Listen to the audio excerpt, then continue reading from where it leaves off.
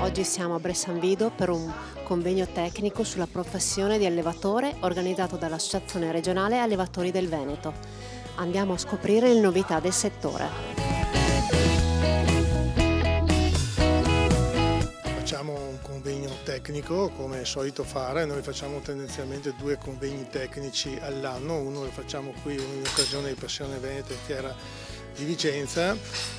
Quest'anno il tema è la vitellaia, quindi lavoriamo come un po' negli ultimi anni, insomma, con un po' di più pressing, se vogliamo chiamare così, sul discorso della salute degli animali, sul benessere e specialmente nella parte iniziale, quindi da quando nascono e tutta la parte di svezzamento che rappresenta circa il 30-40% dell'allevamento all'interno di una stalla.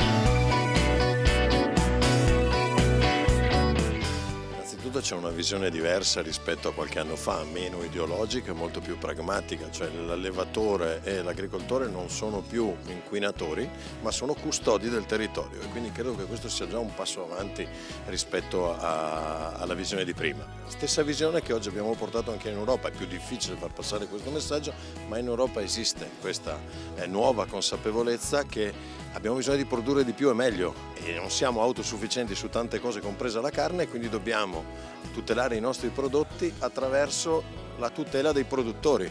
Non ci sono prodotti senza produttori.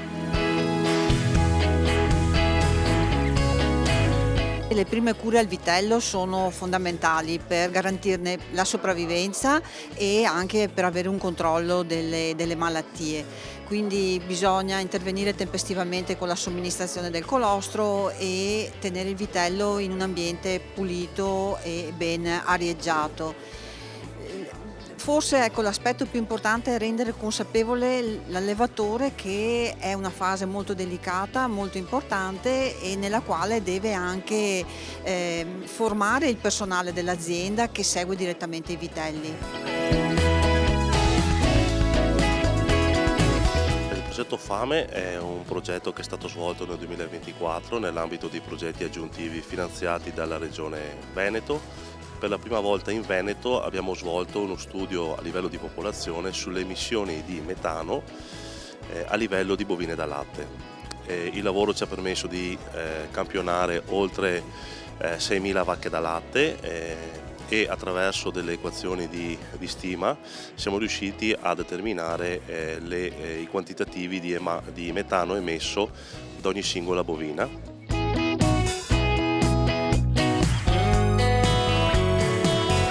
La evoluzione che abbiamo dell'allevamento bovino concentrandosi nella vitellaia, in questo momento si pone molta attenzione a quella che è la gestione del farmaco, ovviamente in termini di migliorare il benessere animale e al tempo stesso cercare di ridurne l'utilizzo soprattutto degli antimicrobici, antibiotici nello specifico che hanno l'azione nei confronti dei batteri. Quindi l'evoluzione attualmente è quella di cercare di usare sempre in maniera efficace quelle molecole che abbiamo a disposizione.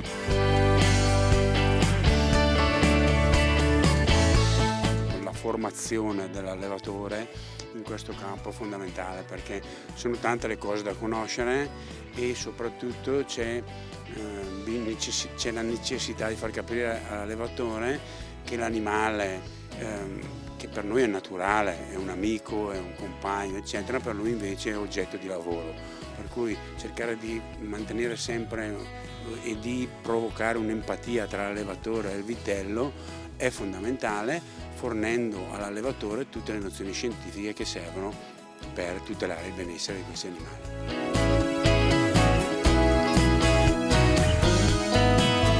Le principali criticità sono di tipo strutturale, quindi la struttura delle gabbie, gli ambienti in cui vengono messi gli animali, quindi le condizioni microclimatiche che si creano negli ambienti. Una buona vitellaia oggi dovrebbe avere ambiti di stabulazione per gli animali abbastanza grandi.